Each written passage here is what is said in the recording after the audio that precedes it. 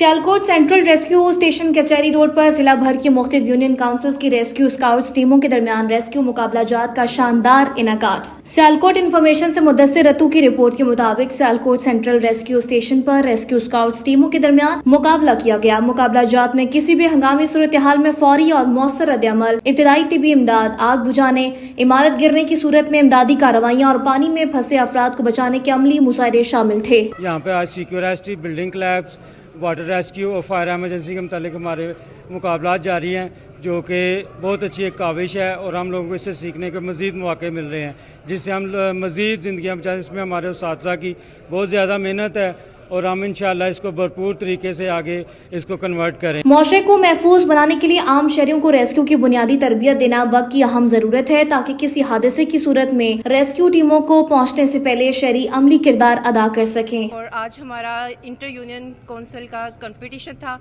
जिसमें हमने जो है वह सर्च एंड रेस्क्यू में और जो है ट्रॉमा जो सर्च CQRST ट्रॉमा में और लोड लिफ्टिंग में, इसके अलावा वाटर इमरजेंसी और फायर इमरजेंसीज़, इसमें हमने पार्टिसिपेट किया, जिसकी वजह से हमें बहुत कुछ सीखने को मिला।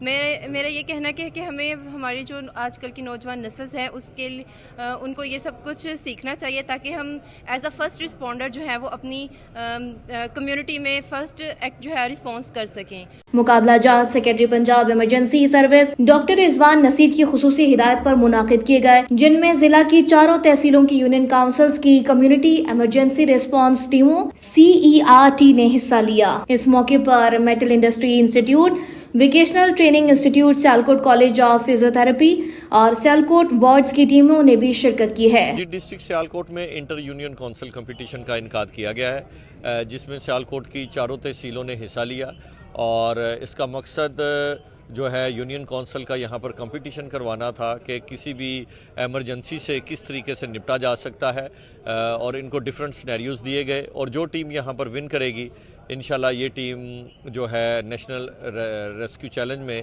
आगे हिस्सा लेगी। इस मौके पर metal industry institute, vocational training institute, Sialkot college of physiotherapy और सियालकोट वार्डन्स की टीमों ने भी शिरकत की है। तकरीब में अशफाक नजर, मियां एजाज, डिस्ट्रिक्ट वार्डन जमील जंजुआ, उस्ताद अब्दुल गफूर और इंस्ट्रक्टर नबील ने बतौर मेहमान खुसूसी शिरकत की और नौजवान स्काउट्स की कारकर्दगी को सराहा।